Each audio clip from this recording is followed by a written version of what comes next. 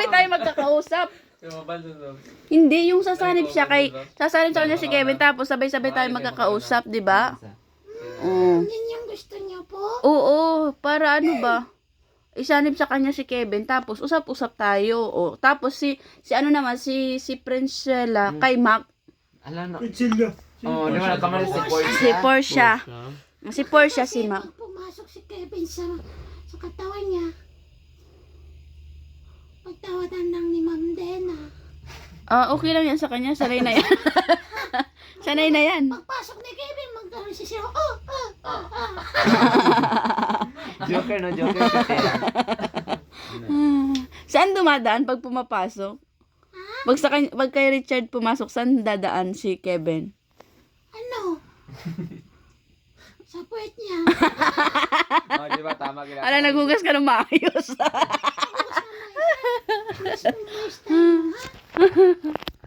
Sige.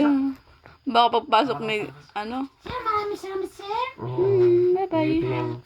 Bye-bye, Temi. Bakit hindi? Grabe, nag-enjoy ako. Ako sasabihin sa inyo kasi Ano yan? although ilang araw na lang dito Ay, Temi, wait lang. May tanong pala ako sa'yo. Ano ba to? Ay, ano muna sasabihin mo? Sige, matang ka muna. Kilala mo si Ruby Baldwin? Yung mga Rudy nakakakita Baldwin. ng mga hinarap sa mga mangyayari. Sa Wait mga lang. ano. Totoo ba na may mga taong pwedeng makakita ng hinaharap? Kasi sa paniniwala ko, tanging ang Diyos lang ang pwedeng makapagsabi at makapag-decide about sa hinaharap natin. Ganito. Kapariwan ako po sa inyo. Mama, Mm. sa panahon ngayon, nandito na tayo sa mga huling araw. Ha? At ang sinabi na salita ng Panginoon, na sa huling araw, bubuhos niya ang kanyang espiritu. Mm. Makakapakita ng mga pangitay, ng mga panganay. Kaya ma'am, sabihan kita, kung yung Panginoon pa mismo magsabi, kakalat ba sa buong mundo ang misay? Hindi. Hindi. Kasi ma'am, ang tao po ay likha ng Diyos. Tama.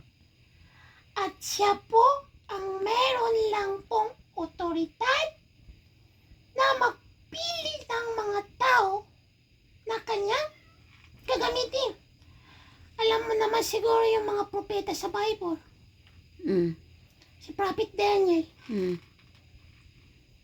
Anong naging... Ano ba ang pangitain ni Prophet Daniel? Nung nagserbisyo siya sa hari. Diba kahit yung hari, nagdedepende na lang sa pangapangitain niya. Kasi yung hari may mga panaginip na hindi maintindihan. Nangyari pala yun? Na si tanging Prophet Daniel lang ang makakasagot. Kasi ma'am, sir, naniniwala ba kay sir na ang Diyos ay may sugo? Yes. Yes. At ako'y naniniwala.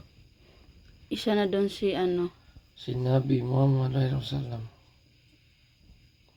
Isa pong protetang sugo ni Allah.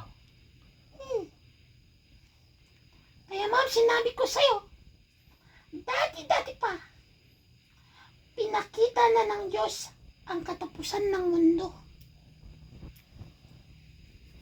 Ang pwedeng mangyari ngayong huling araw.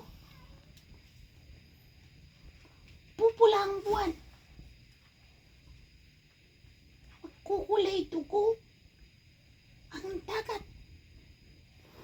Magkakaroon ng malakas na lindol.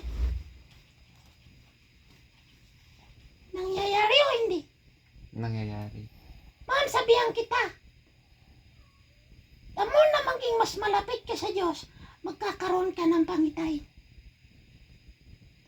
The more na magkukonsentrate ka sa Kanya, the more na bibigyan ka niya ng mga Biyaya. biyaya. Ay sabi mo si Roddy Barwell, totoo, pag may kayo sa nangyari sa California? California? Yung nasunog? Wildfire doon? Sa LA. Ha? Mm. Los Angeles yun, ha? Mm. Before nangyari yun, ano bang sinabi nila? Sinubok nila ang Diyos na makapangyarihan sa lahat. Na sinasamba na ang mga tao ng inisangan ng Diyos. Sino ba dito niyo ang isangan Diyos? Ako. Ako. Ako. Ang Diyos na lumikha sa'yo, sa inyo lahat.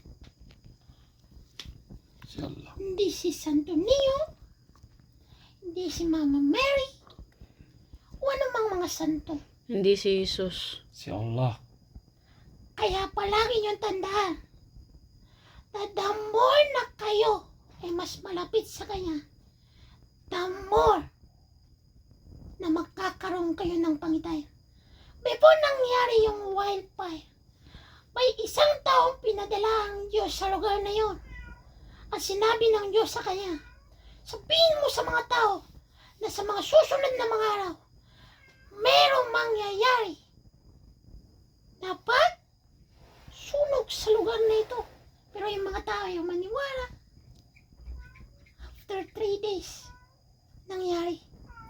Kanyan din ang ginawa ng Diyos sa Sodoma at Gomora. Kung hindi nagmakaawa sa Kanya